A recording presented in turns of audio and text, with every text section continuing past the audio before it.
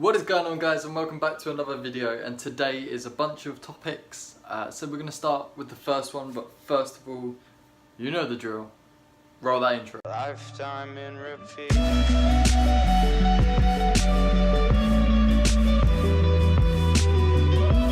So the first topic is all about mental health. So as I film this today on the Wednesday is Mental Health Awareness Day. And so I guess I just want to talk a few minutes about mental health. So many people think as men, and of course everyone, think that crying is a weakness, you should try to avoid crying, trying to avoid being sad. And yeah, of course, you should try to avoid being sad. Happiness is always better than sadness. But there's going to come times where there's going to be just so much sadness that you have to let it out, because it's like a bucket. Let's think of a bucket, shall we say, and every drop of water is sadness, and if you never let that bucket out, like i.e. tip it out, that water will just build up and build up, as in your anger building up and building up, and then eventually you'll reach the top, and any more anger that comes in will instantly overflow the bucket.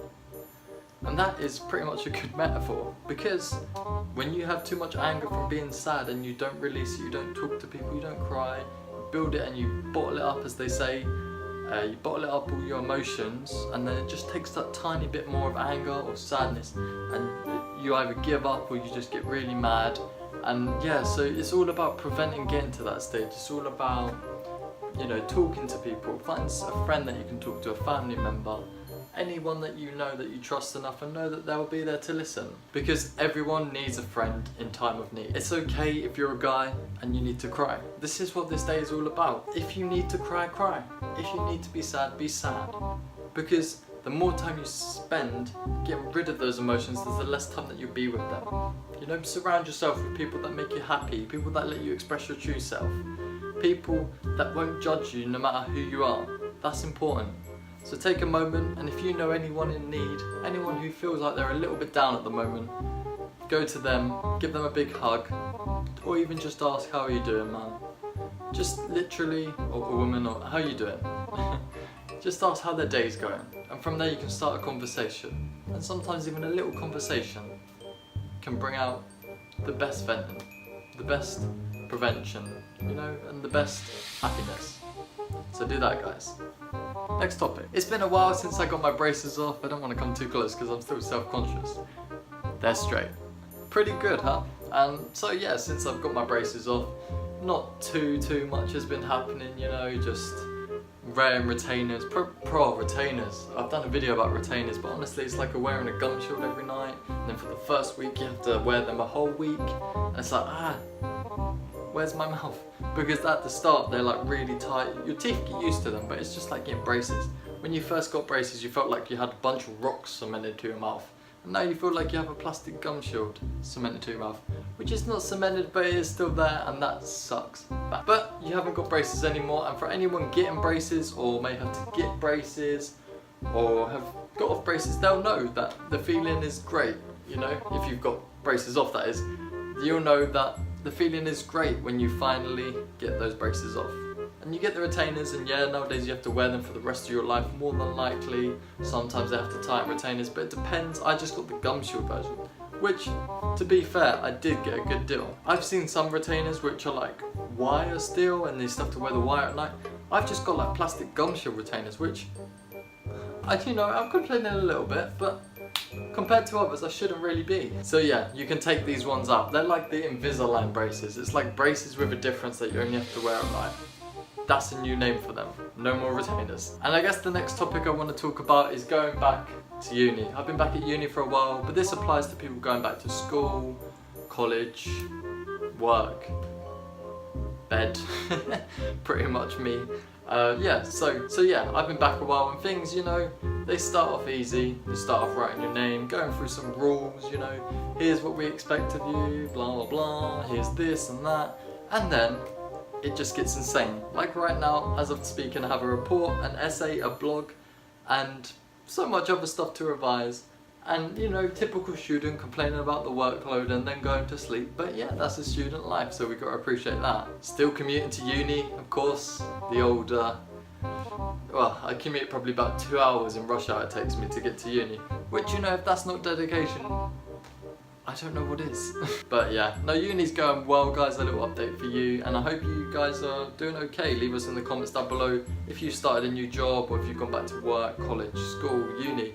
Love to hear about your experience. I think that would be awesome. So let's get that conversation going in the comments down below. And while you're there, maybe hit the like button, subscribe so you never miss any future uploads. Awesome. And you're awesome. The next thing I want to talk about is a movie I got to see recently. Well, somewhat recently. The Predator film. It was it was alright. It wasn't too bad, to be fair.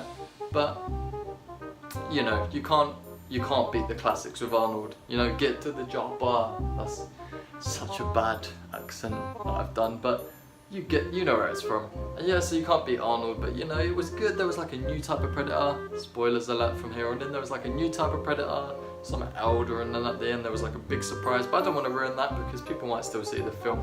But yeah, I would totally go see the film, but go with it with an open mind because it's a very, very modern take on the Predator. Like, this is the thing, when people go to see remakes and, you know, sequels, like, you know, 10, 20 years later, they have to realise that it's not going to be the same because 80s films are very different to films we have nowadays. And that's a good and a bad thing. I mean, we've got films that are really good these days, you know, Fast and Furious, I love those films. But then you've got films which are amazing back then, you know, there's good films from both timelines. And I think many people go into the cinema and they're like, oh, okay, this has to be like the 80s or I won't like it. And yeah, there has to be some plot points, there has to be some references, but then it is brought up to date for the 2018. It's sad, but it's what is done in movies. You know, we've seen it with everything. Karate Kid, you know, people hated it because the original wasn't there and there was so many like changes and that, but unfortunately sometimes filmmakers have to make those choices. And you know, probably as a filmmaker you don't know if you're going down the right route, if you don't know what bits you should stick in, keep from the original, and what bits you should change. You don't know that because you don't know the full audience's reaction. You know, you can get some ideas from poll votes, but to make the whole film through a vote of the system and every single scene is voted on, it would take years. It would be one amazing film, but it's not time practical. So you have to understand that some directors will make mistakes. Some directors will go down a path which they think will work, which the existing fan base may not like.